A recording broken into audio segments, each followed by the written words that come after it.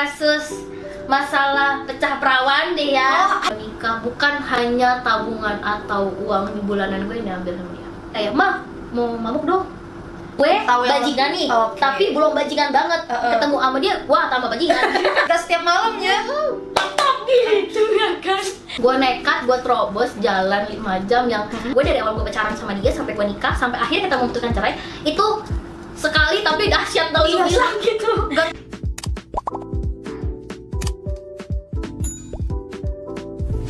Lu gimana nih pandemi? Iya begini deh. Yang haram susah, halal apalagi. Kepo. Jadi kan gini, kan dulu kan kita sekolah kan SMA kan. Nah, di SMA itu gue pokoknya dikeluarin dari sekolah itu. Dikeluarin. Bukan gue mengeluarkan. Jadi pertamanya ada kasusnya dulu ada tuh. kasus tuh. Oke. Ada kasus masalah pecah perawan deh ya. Aduh, pecah perawan tuh gimana nih maksudnya? Pokoknya masalah pecah perawan, gue pas PKL ya kan, heboh deh tuh satu sekolah. Gue dikeluarin dari sekolah gue itu, terus gue pindah sekolah. Ya udah pas pindah sekolah lulus segala macem, ada cowok nih yang deketin gue. Nah si cowok ini tuh ngomong ke orang tua gue dari awal pacaran, dia bilang mau serius. Tapi ya namanya kita dulu cinta monyet ya kan, dibilang mau serius sama lekong ya, ayo say sikat gitu ya kan. Ya hati lu gitu, hati gitu, apa namanya, ya udah gitu. Percaya aja tuh. Percaya, terus emang udah dasar tabiatnya haram gitu. Kenapa tuh? Emang udah haram nih dari ujung pala sampai ujung kaki gitu. Kenapa? Ya udah deh tuh akhirnya terjadilah tuh pernikahan FTV itu. Tapi ya emang ada insiden, tapi bukan gue keluar dari sekolah bukan karena insiden ini gitu loh. Sebenarnya ya, bukan karena insiden ini. Jadi kalau misalnya dulu teman-teman sekolah gue yang sama bilangnya gue keluar gara-gara insiden ini sebenarnya enggak sama sekali, enggak ada hubungannya. Dan itu tuh gue lulus SMA 2016. Ya kan? 2016 benar-benar. Nah, gue nikah di 2019. Iya, 2019. Jadi nggak ada hubungan sama sekali sama insiden yang digosip-gosipkan itu. Yang gosip-gosip panas itu tuh nggak ada sama sekali hubungannya. Nah, intinya pada saat itu begitu almarhum bokap gue meninggal 1 minggu. Malamnya kita tahlilan, paginya gue nikah. Oh, berarti di hari yang sama. Ya, di hari yang sama. Malamnya itu bokap gue tahlilan 7 harian. Nah, paginya gue nikah. Nikahlah tuh, terjadi tuh pernikahan FTV ya kan. Yang cuman ada gue, orang tua, penghulu, saksi. Udah yang saksi juga cuman 4 orang. Nikah secara agama gitu ya. Agama. Terus nikah. Pada situ kan gue kuliah. Nah, gue kuliah. Setelah gue nikah 2 minggu atau seminggu gitu, gue cabut nih, balik ke asal gue, ke Aceh. Balik ke Aceh. Gue kan kuliah di sana. Terus sempet kuliah di sana? Sempet, alhamdulillah Bu. Sempet di Aceh dulu. Terima. Seblokan-blokan dah gue. Terima gitu ya kan. Terus keterima di sana, gue abis bokap gue meninggal, gue abis nikah, gue kesana. Tapi untuk bilang nih ke sekolah, gue udah hamil. Iya, buat dapat sertifikat. Kalau intinya kalau gue dapat keringanan dari kampus kalau misalnya gue ini nggak bisa terlalu banyak ambil SKS, gue nggak bisa terlalu banyak masuk ke kampus atau organisasi karena gue hamil pada saat itu. Akhirnya gue diizinkan untuk nggak ngambil sebanyak teman-teman gue yang lain. Tapi di situ perjalanan lika-liku rumah tangga ada aja ya Bunda ya. Aduh, kayak manis, asem, garam, pahit segala macem gue telan tuh saat itu ya. Obat apa gue telan deh. Itu umur lu berarti masih berapa, Ri? 19 tahun, gue umur 19 tahun gue nikah. Laki gue pada saat itu umur 22 tahun. Oh, berarti lakinya lebih tua. Pada saat itu dia 22. Jadi tapi menurut gue itu usia masih labil, masih usia apa ya? Masih anak-anak lah. Bener. Jadi apa keputusan yang diambil pada saat itu tuh gue nggak bisa. Oh iya ini baik, ini buruk. Yes. Terus resikonya apa? Gue udah nggak bisa. Lu nggak mikirin ke sana. Satu nggak bisa mikir, kedua posisinya itu ada laki-laki yang nemenin gue pada saat gue lagi di bawah. yang bokap gue baru meninggal gitu. Iya. Otomatis dia ngomong mau serius, ya udah ayo gitu ya kan. Jadi lo ngerasanya nyaman ya, Ri? Nyaman banget. Dan apalagi orang tua gue dan orang tua dia juga tahu masalah pernikahan itu kan. Kita nggak pernah mau yang namanya nikah karena ambil dulu Presiden. ya. MBA itu orang nggak ada yang mau deh gitu. Sebisa mungkin kalau bisa ya udah perit dulu baru hamil ya kan. Iya. Tapi kalau udah dikasih ya lo jaga, jangan lo buang. Itu yang lo Paham nggak pegang sih? ya? Itu yang lo Iya, lo pegang. jaga. Ya itu udah resiko lo. Kalau lo berani melakukan zina ya, ya itu udah resiko paling utama, men. Pada saat itu ya gue cuman mengambil pembelajaran hidup adalah kita nggak gampang percaya sama laki-laki hanya seumur jagung. Iya. Itu gue pacaran sama dia tuh udah setahunan. Pacaran setahun. Pacaran setahun ya nih. Ya sama nikah hampir 2 tahunan lah. Sama nikah ya. Dramanya gue tuh belum berakhir sampai di situ. Maksudnya selama gue nikah bukan hanya tabungan atau uang di bulanan gue yang diambil sama dia. Aslinya. Jadi kebetulan nyokap gue itu pada saat bokap gue meninggal, mama nge-grab. Jadi driver online. Buka grab car atau gokar lah gitu. Uang yang didapetin itu pada zaman itu nggak sedikit. Karena itu awal-awal lagi happeningnya nih, online segala macem kan. Itu nggak dikit. Dan itu dikasih sama orang tua gue ke dia. Kok bisa ke dia, Ri? Karena gini, dia selalu punya taktik, punya kata-kata yang bikin nyokap gue luluh. Jadi gue ya emang nyokap gue tuh anak orang yang sangat amat legowo, bebas, apa konotasi orang tua yang ya udah santai gitu. Jadi kayak mah mau mabuk dong. Oh ya? Sesantai itu ya? Lo tau gak sih first meet nih baru ketemu nih pertama kali nih gitu habis minum. Lu sama dia? Dianya doang gue. Oh dianya doang. lu ketemu dia lagi abis minum? Dia habis minum. Di situ gue belum tau minuman. Gue diajarin rusak sama dia. Diajarin Rusak segala macam sama dia. Oh sama dia. Emang dia first love? Oh enggak juga, bukan first love juga. Jadi intinya gue tahu yang bajingan nih, Okay. tapi belum bajingan banget. Ketemu sama dia, wah tambah bajingan. Iya. Complicated bajingannya beneran gitu. Nah, akhirnya gue diajarin minum. Ini terlepas dari mental ya. Yes. Terlepas dari mental, terkelakuan dia pada saat itu. Dari zaman pacaran nih gue udah diajarin minum, gue diajarin nggak pulang, gue diajarin ngerokok. Dibebasin itu lo sama cowok lo? Iya. Dan Kenapa, nyokap Ri? gue gini ya, nyokap gimana? Jadinya kan nyokap gue di rumah sama pembantu. Pada saat itu gue nggak mau di rumah. Kenapa? Gue kalau di rumah gue kayak ingatan bokap gue terus. Oh lu masih sedih? Masih sedih nih. Jadi setiap gue masuk gue selalu cium parfum bokap gue nangis. Selalu itu terjadi sampai berbulan-bulan. Akhirnya nyokap gue membebaskan gue untuk keluar. Terjadilah gue nginep di rumahnya dia. Kenapa gue bisa deket sama orang tuanya? Karena orang tuanya dia ini iba ke gue. Karena lu abis yang Duka lah, duka. masih nggak kuat segala macam.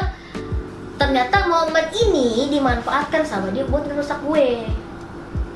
Shit, gila. Yang aduh, gue pegang lo kepala. lo cobain minum dari yang oplosan. Sama dia tuh dikenalin itu? Ya, dikenalin. Terus sama abang-abangan dia dan terus segala macam.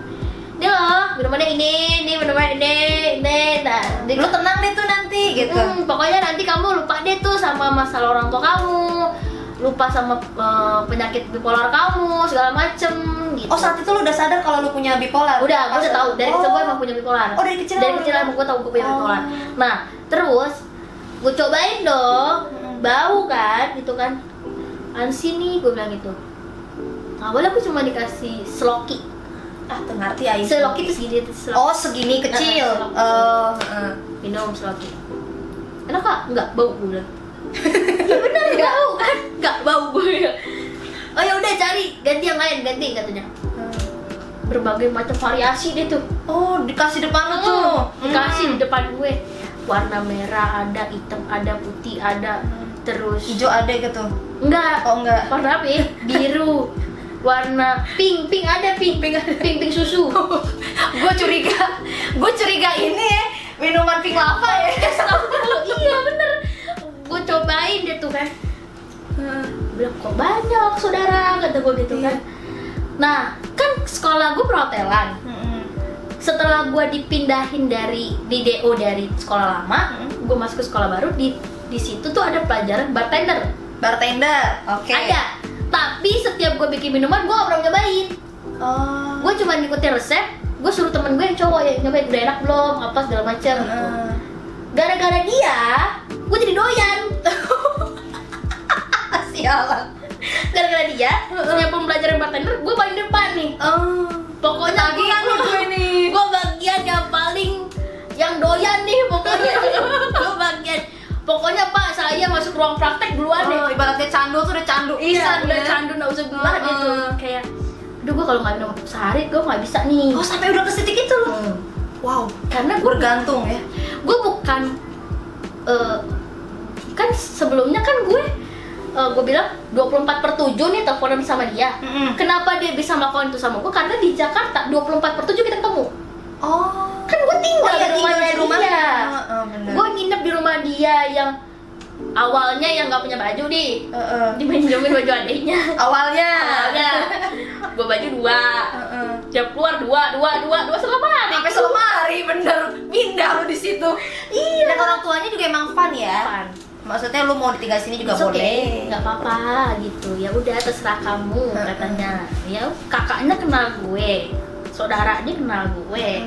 Bagaimana nggak kenal gue sama semuanya gitu. Tapi maaf Pri, lu dimintain duit nggak dari buat kayak lu kan tinggal di sini nih, lu bayar listrik atau apa gitu? Gitu nggak? Enggak sih, tapi maminya dia tuh ngomong gini. Hari ini mami mau belanja tau Ri. Begitu. Oh iya. Kode-kode Sini tipis. halus, tau nggak? Ya udah hari pertama diterima 20.000 ya. Diambil. Memang dasar. Dia tuh orang Makassar, gue Padang loh. Kenapa tuh? Gue Padang kan. Dia Makassar. Satu perhitungan patah duitan. Iya. Benar. Iya. Terus jadi kayak Mentoknya tuh saling bahan ya. lo gitu kan. Nah, kan nyokap gue nge-grab.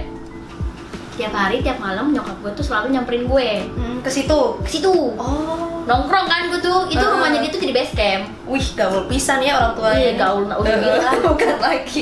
Nah, dateng kan. Akhirnya gue selalu apa ya, selalu bilang sama nyokap gue, "Ma, mami minta duit jajan, belanja." Gue bilang gitu kan. "Hah? Belanja apa? Kok belanja?" Ya udah, ntar dikasih duit. Nyokap lu ngasih ke Gue, lu. iya. Dan lu ngasih lagi ke Ya ngasih setoran. Ke mami mertua ya kan. Abis itu bukan cuma itu ya mbak gue kasih, udah lemahnya diempanin, anaknya diempanin mabok. Tongkrongan dia tuh, misalnya kita makan di Nasdil gitu kan, 20 orang yang berangkat, 20-20-nya dibayarin sama emak gue. Wah, Allah. Emak gue tuh orangnya sama kayak gue, royal. Kalau punya duit tuh Gak udah, mikir dulu besok ya. mikir besok. Urusan mau habis dia tuh. Tapi nyokap lu emang seasik itu ya. Seasik itu dan kalau santuy. bapak ya, nyokap gue tuh begitu setelah bokap gue meninggal. Sebelumnya enggak. Sebelumnya enggak. Mungkin yang tahu gue dari orok gitu kan. Nyokap gue nggak kayak gitu sebenarnya. Pastinya enggak gitu ya. Gitu. Iya. Dan lu di situ Iya. terjadi pembelentungan itu. Di situ. Bagaimana nggak jadi bunda, satu rumah Gas setiap malam ya. tetap gitu ya kan. Mana Lagian lu pakai berbuat sih, lu jadi ya setan kan. Memang kondisi kandungan gue pada saat itu gue lemah banget. Pas lemahnya itu gue bisa yang setiap hari gue pingsan. oh di kampus tuh. Di kampus itu yang tiba-tiba gelinding lah, yang guplek gitu ya. yang tiba-tiba lagi ngobrol lagi dengerin dosen ngomong terus tiba-tiba brek jatuh. Oh. Selemah itulah. Selemah itu. Selemah itu dan ternyata gue juga anemia. Ada aneh. Ya udah complicated kan. Iya, benar. Jadi setiap minggu tuh udah bisa dibilang kayak gue udah masuk rumah sakit udah biasa gitu loh.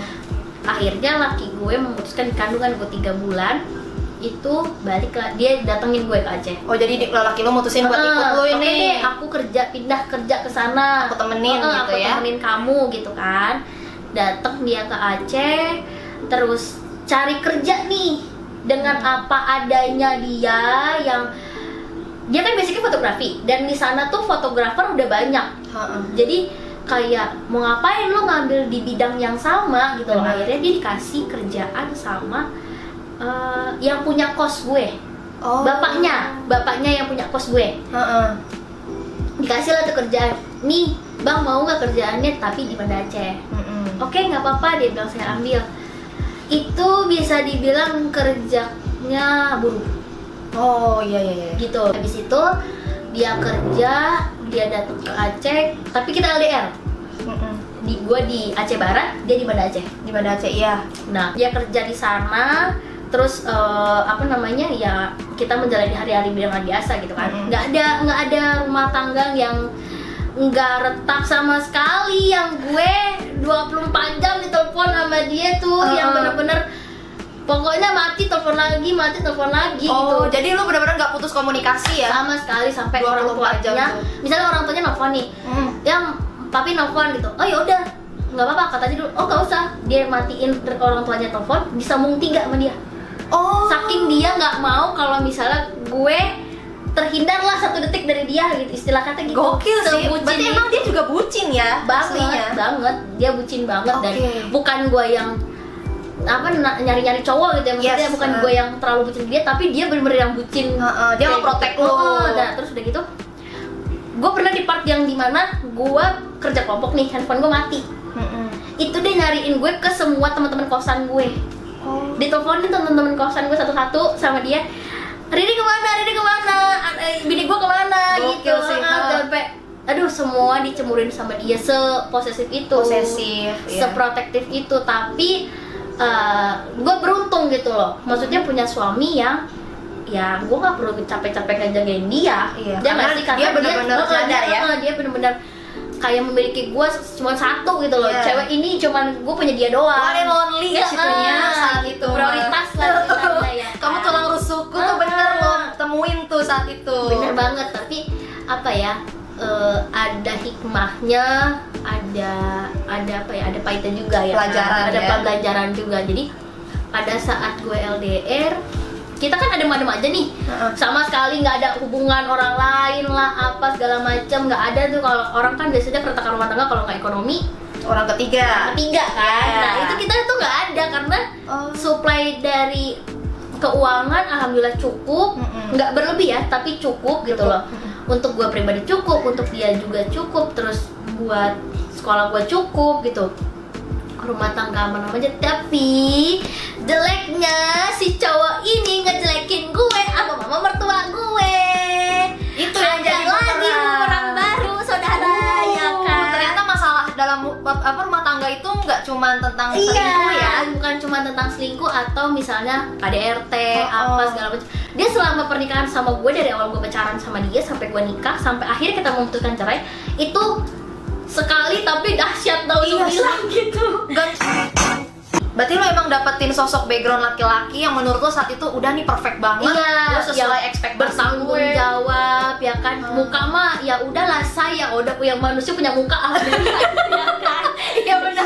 Lo masih berbentuk ya Bu. Masih berbentuk, punya patah 2, tangan 2 lengkap ya udah ya kan. Gak ada masalah ya. Tapi pada saat itu kayak dia nemenin gue di saat bokap gue nggak ada, nemenin gue awal-awal gue kuliah, terus udah gitu di part itu juga gue dapet cibiran dari anak-anak SMA gue dulu nih, yang gue di DO ya kan, yang dapet rumor bla bla bla itu masih berlangsung tuh, bertubi-tubi tuh banyak. Nah dia nih orang yang nemenin gue gitu. Lulu lah aku kan, aku nggak bisa digituin kan.